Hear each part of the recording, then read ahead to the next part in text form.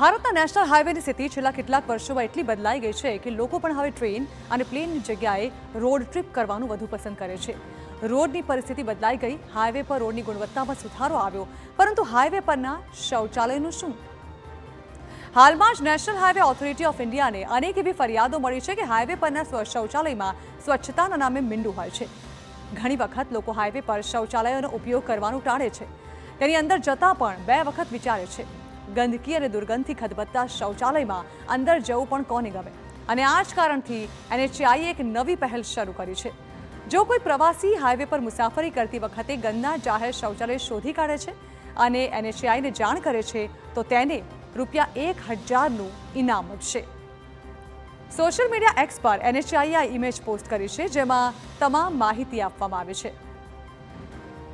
જો તમે હાઈવે પર જાઓ છો અને આ પ્રકારની પરિસ્થિતિ સર્જાય છે તો તમે NHAIને જાણ કરી શકો છો. પણ કેવી રીતે કરશો? કેવી રીતે ₹1000નું ઇનામ તમને મળી શકે છે તે હવે ગ્રાફિક્સના માધ્યમથી સમજીએ.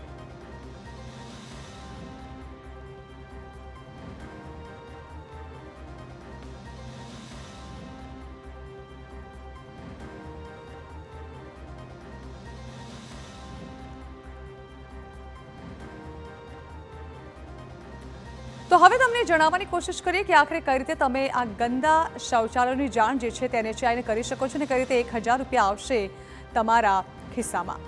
તો સૌથી પહેલાં સ્માર્ટફોનમાં રાજમાર્ગ યાત્રા એપ જે છે તે તમારે ડાઉનલોડ કરવાની છે. આ એપ્લિકેશન થકી તમે જેમ જેમ આગળ સ્ટેપ બાય સ્ટેપ વધતા રહેશો તેમ તેમ તમને જાણકારી મળતી રહેશે. એપમાં ગંદા શૌચાલયનો ફોટો તમારે અપલોડ કરવાનો છે. જે શૌચાલય તમે જોયું છે અને જેમાં ગંદકી છે તેનો ફોટો તમારે પાડવાનો છે, અપલોડ કરવાનો છે.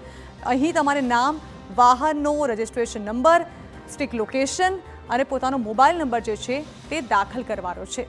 જે ડિટેલ્સ માંગવામાં આવશે તે તમારે ફીડ કરવાની છે. NHAI તરફથી આ તમામ માહિતીની તપાસ કરવામાં આવશે, વેરિફિકેશન કરવામાં આવશે અને ત્યારબાદ આગળની પ્રોસેસ જે છે તે માલુમ પડશે. AI અને મેન્યુઅલી NHAI તમામ માહિતી વેરીફાઈ કરશે. તમે જે શૌચાલયનો ફોટો મોકલ્યો છે, તમારો વાહન નંબર, તમે જે કોન્ટેક્ટ નંબર નાખ્યો છે, જે લોકેશન નાખ્યું છે, ત્યાં આ શૌચાલય આવેલું છે કે કેમ, ત્યાં આ પ્રકારની પરિસ્થિતિ છે કે નહીં, તે તમામ બાબતોની ચકાસણી કરવામાં આવશે.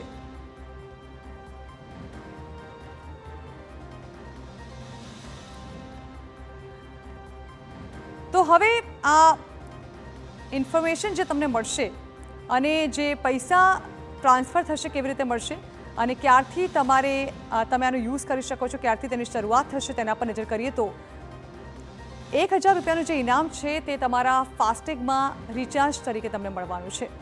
31 ઓક્ટોબર 2025થી આ યોજનાની શરૂઆત થશે.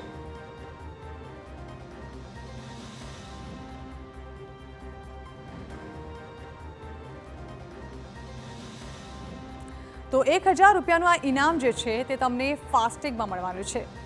જે તમારી ડિટેલ છે તેની વેરિફિકેશન કરવામાં આવશે. ત્યારબાદ તમારા ફાસ્ટેગમાં ઓટોમેટિકલી આ ₹1000નું રિચાર્જ થઈ જશે. 31 ઓક્ટોબર 2025થી આ યોજનાની શરૂઆત થવાની છે, એટલે કે આ મહિનાના અંતથી આ યોજના જે છે તેની શરૂઆત થશે, જેને લઈને તમારા ફાસ્ટેગમાં ₹1000નું રિચાર્જ થઈ જશે. એટલે કે તમે જે વાહન નંબર, તમારો મોબાઈલ નંબર, જે ડિટેલ આપી છે તેના આધારે તમારા ફાસ્ટેગને વેરીફાઈ કરાશે અને ત્યારબાદ તેમાં રિચાર્જ કરવામાં આવશે.